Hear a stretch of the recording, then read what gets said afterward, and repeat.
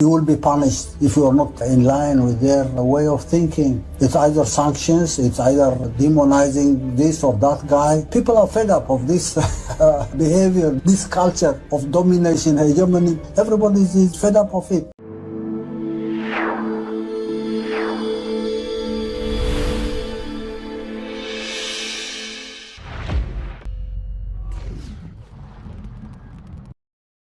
ፕሬዝዳንት ኢሳያስ አፈወርቂ በእንደዚህ አይነት ጸረ ምዕራባውያን አስተሳሰቦችን የሚታወቁት በተለይም አሜሪካ መራሹን የዓለም የበላይነት ስርዓትን አጥብቀው እንደሚቃወሙ እንዲህ ባሉ መድረኮች በይፋ ሐሳባቸውን ያንጸባርቃሉ።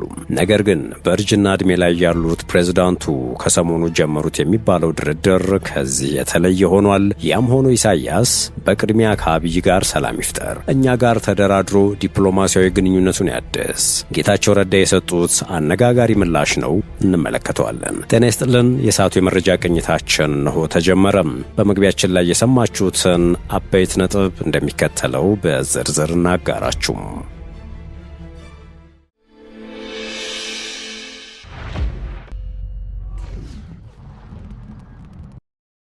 የጠቅላይ ሚኒስትሩ የምስራቅ አፍሪካ ጉዳዮች አማካሪ ሚኒስትር ይህንን ያሉት ከሰሞኑ ኤርትራ ከአሜሪካ ጋር ዲፕሎማሲያዊ ወዳጅነቷን ለማደስ በግብጽ ካይሮ በተደረገ ሚስጥራዊ ስብሰባ ሂደቶች መጀመራቸውን በተመለከተም ዘገባዎች መውጣታቸው፣ በኢትዮጵያና አፍሪካ ቀንድ ጉዳይ በትኩረት የሚተነትኑት የባህር ማዶ ሰዎችም ሐሳባቸውን መሰንዘራቸውን ተከትሎ ነው። ካሜሩን ሁድሰን የተባለ በዩኤስ አፍሪካ ፖሊሲ ዙሪያዎች ሐሳቦችን የሚሰነዝር ተንታኝ ይፋ ባደረገው መረጃ አሜሪካም በቀይ ባህር ፖለቲካ ውስጥ ዘው ብላ የገባች መስላለች። ለዚህ ደግሞ ከኤርትራው መሪ ኢሳያስ አፈወርቂ ጋር በካይሮ ሚስጥራዊ ውይይት እያካሄደች እንደሆነም ተዘግቧል ይላል። ውይይቱ የተደረገውም በአፍሪካ ጉዳዮች የዶናልድ ትራምፕ አማካሪ በሆኑት ማሳድ ፖሎስ አማካኝነት እንደሆነም ይታመናል። ካሜሩን ይህንን ብዙ ጥያቄዎችን ያስነሳል ባይ ነው።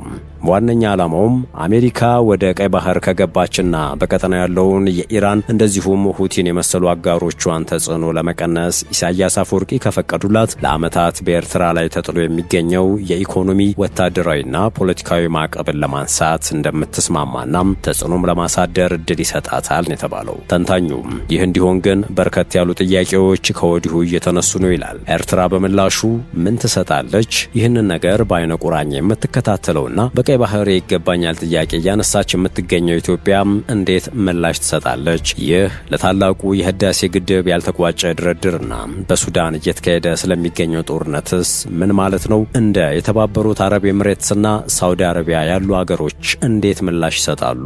አሜሪካ ግልጽ እቅድ ሳይኖራት እየሰራች ያለች ይመስላል።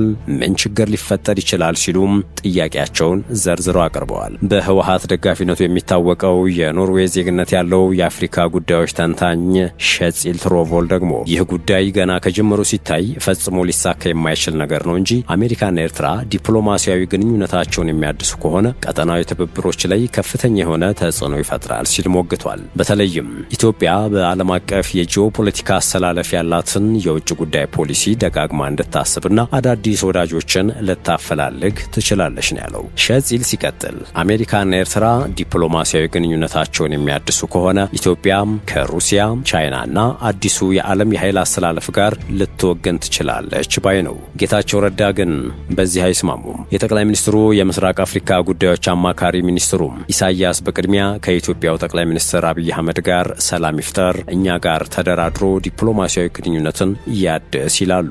ወንድሞች ይላሉ ጌታቸው ረዳ ለካሜሩን ሁድሰንና ለሸጺል ትሮኖቮል በሰጡት ምላሽ። ያላችሁትና የምትተነትኑት ነገር እንዲሁ ከላይ እንደምትመለከቱት ቀላል አይደለም፣ ብዙ ዝርዝር ጉዳዮች ያሉት ውስብስብ ጉዳይ ነው በማለት አሜሪካ ከኤርትራ ጋር ዲፕሎማሲያዊ ግንኙነታቸውን የሚያድሱ ከሆነም እኛን ጨምሮ ለቀጠናው ሀገራት እጅግ የምንፈልገው መልካም ውሳኔ ነው ሲሉም ግልጽ አድርገዋል። ነገር ግን ይህ ፈጽሞ ሊሆን የማይችል ተስፋ ነው ሲሉ ዋሽንግተንና አስመራ ሊታረቅ የማይችል ፍላጎት እንዳላቸው ጠቁመዋል። ሆኖም ሁለቱ ኃይሎች ወዳጅነታቸውን የሚያድሱ ከሆነም የመጀመሪያው እርምጃ የሚሆነው ኢሳያስ አፈወርቂ ከትልቁ ጎረቤታቸው ኢትዮጵያና ከመሪዋ አብይ አህመድ ጋር ዲፕሎማሲያዊ ግንኙነታቸውን እንዲያድሱ ከወደ አሜሪካ የሚሰጣቸው የቤት ስራ ነው ብለዋል። አሜሪካ ኤርትራን ካቀረበቻት መጀመሪያ የምትላት ቅድሚያ ኢትዮጵያ ጋር ተስማሚ የሚል ምክር እንደሆነ የጠቆሙት የጠቅላይ ሚኒስትሩ የምስራቅ አፍሪካ ጉዳዮች አማካሪ ለሁሉም ግን ሁሉንም ጊዜው ሲደርስ እንየው በማለት ነው የተናገሩት።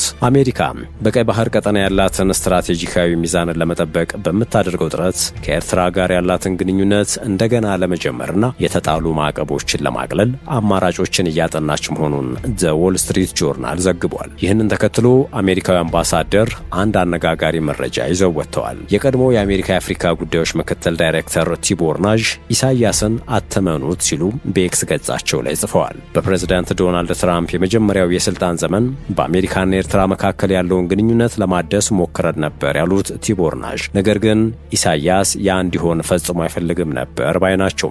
የአንጋፋው ፕሬዝዳንት አገዛዝ ካለው ተፈጥሯዊ ባህሪ አንጻር ከኤርትራ ጋር ዲፕሎማሲያዊ ግንኙነቱን ለማደስ የማይቻል መሆኑን ጠቁመዋል። ነገር ግን የአሁንና የቀድሞ ባለስልጣናትን የጠቀሰው ዘገባው በግምገማ ላይ ያለው የተነሳሽነት ከ1120 ኪሎ ሜትር በላይ የቀይ ባህር የባህር ዳርቻን ከምትቆጣጠረውና ለረጅም ጊዜ ከዲፕሎማሲ ተገላ ከቆየችው ኤርትራ ጋር የዲፕሎማሲ ግንኙነት ለመጀመር ያለመ ነው። ይህ እርምጃ የታቀደው ዋሽንግተን በኢራንና በቀጠናው አጋሮቹ አማካኝነት በባህር የንግድ መስመሮች ላይ የሚሰነዘሩ ስጋቶችን ለመክታት በምትጥርበት ወቅት ነው። የኤርትራ መልክዓ ምድራዊ አቀማመጥ ለዓለም አቀፍ ንግድና ለወታደራዊ እንቅስቃሴ ወሳኝ የሆኑ አማራጭ የባህር መስመሮችን ለመጠበቅ ቁልፍ ሚና ሊጫወት እንደሚችል የአሜሪካ ባለስልጣናት ያምናሉ ሲል የዎል ስትሪት ጆርናል ዘገባ አመልክቷል። ለዚሁ የግንኙነት ጥረት የአሜሪካ የአፍሪካ ጉዳዮች ተወካይ ማሳድ ቡሎስ ከኤርትራው ፕሬዝዳንት ኢሳያስ አፈወርቂና ከውጭ ጉዳይ ሚኒስትሩ ኦስማን ሳልህ መሐመድ ጋር መወያየታቸው ተገልጿል።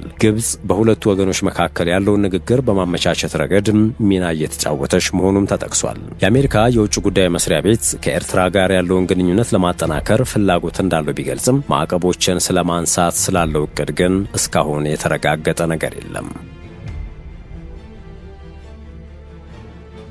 ውድ የሸገር ሳይንስ ቤተሰቦች የመረጃ ቅኝታችን እንደቀጠለ ነው። ወደ ሌላኛው ጉዳያችን ደግሞ እናምራችሁ። ድምፅ አልባው ፍጥጫ በመቀለ ጄኔራል ታደሰም ደብረ ጽዮንም በየፈርጃቸው ዘመቻ ውስጥ መግባታቸው እየተነገረ ነው። ከሁለተኛው ዙር የሥራ ኃላፊነታቸው ከተራዘመላቸው 2 ሳምንት የሆናቸው የትግራይ ክልል ጊዜያዊ አስተዳደር ፕሬዝዳንት ሌፍተናንት ጄኔራል ታደሰ ወረደ ትላንት ነባሩ ካቢኔያቸውን ሰብስበው ውለዋል። ፕሬዝዳንቱ እስካሁን አዲስ ካቢኔ አላዋቀሩም። የቆየው ካቢኔ ይቀጥል እንደሆነ አላሳወቁም። አዲሱ እቅዳቸውንም ይፋ አላደረጉም። ሹመታቸው ከተራዘመ በኋላ 3 ጊዜ ለመገናኛ ብዙሃን ጋዜጣዊ መግለጫ የሰጡት ፕሬዝዳንቱ ትላንት አርብ ሚያዝያ 16 2018 ዓመተ ምህረት ጨምሮ 2 ጊዜ የካቢኔ ስብሰባ አካሂደዋል። በመጀመሪያው የፕሬዝዳንቱ የካቢኔ ስብሰባ የህወሓቱ ምክትል ሊቀመንበርና የጊዜያዊ አስተዳደሩ ምክትል ፕሬዝዳንት አማኑኤል አሰፋ የሚገኙባቸው ህወሓትን የወከሉ አባላት አልተገኙም። ከፍተኛ የህወሓት አመራሮቹም የጊዜያዊ አስተዳደሩን መደበኛ የካቢኔ ስብሰባ ወደ ጎን በመተው በተመሳሳይ ጊዜ ድርጅታቸው በአክሱም ከተማ የጠራውን የነባሩ መንግስት ይመለስ ስብሰባ መሳተፍን አስቀድመዋል። ፕሬዝዳንቱ ዛሬ ለሁለተኛ ጊዜ ሙሉ ካቢኔያቸውን የሰበሰቡ ሲሆን ስብሰባው ላይ ምክትል ፕሬዝዳንት አማኑኤል አሰፋን ጨምሮ ሁሉም ኃላፊዎች ተገኝተዋል። ካቢኔው በመደበኛ ውሎው መሬት፣ ማዕድንና ውሃን በሚመለከቱ ጉዳዮች ተወያይተው ውሳኔዎችን አሳልፈዋል ሲሉ ከመቀለ የሚሰሙ ምንጮች ዘግበዋል። በምርጫ ቦርድ የተሰረዘው ህወሓት ሚያዝያ 7 2018 ዓመተ ምህረት የጀመረው የነባሩ መንግስትና ምክር ቤት ይመለስ ውሳኔ በዘመቻ መልኩ ከዞን እስከ ወረዳም ተከታታይ ስብሰባዎችን በማካሄድ ላይ ይገኛል። የፓርቲ ስብሰባዎች በመደበኛ የመንግስት የሥራ ሰዓት መካሄድ ቢቀጥሉም አቁሙ የሚል ሃይባይ የመንግስት አካል አልተገኘም። ህወሓት በፌዴራል መንግስት ስልጣናቸው የተራዘመላቸው ሌፍተናንት ጄኔራል ታደሰ ወረደ በኃላፊነት እንዲቀጥሉ እንደማይፈቅድላቸው በመግለጫ ቢያስታውቅም ስልጣኔን በግርግር አልለቅም በማለት ስራቸውን ቀጥለዋል። ፕሬዝዳንቱ ስልጣናቸው ከተራዘመላቸው ማግስት ጀምሮ የሹመት ማራዘሙ ከኔ እውቅና ውጪ ነው የሚል ተቃውሞ ማሰማቱን ተከትሎ ከመቀለ ወደ አክሱም ከተማ በመጓዝ የ2 ቀናት ውይይት በማካሄድ ነባሩ መንግስት ይመለሳል ሲል ህወሓት ወስኗል። ውሳኔውን ተከትሎ ሮብ ሚያዝያ 14 ቀን 2018 ዓመተ ምህረት በመቀለ ከተማ ለአንድ ቀን በተጠራ የድርጅቱ ከፍተኛ ካድሬዎች ስብሰባ ውሳኔውን በማጠናከር ከትላንት በስቲያና ትላንት ስብሰባው በመላ ከተሞችና የገጠር ወረዳዎች ተካሂዶ የነባሩ መንግስት ይመለስ ውሳኔ በክልሉ ሚዲያዎች እየተስተጋባ ይገኛል። ውድ የሸገር ታይምስ ቤተሰቦች የዕለቱ የመረጃ ቅኝታችን አበቃ። ስላዳመጣችሁን ከልብ አመሰገንን። በያላችሁበት ሰናይ ጊዜን ተመኘን።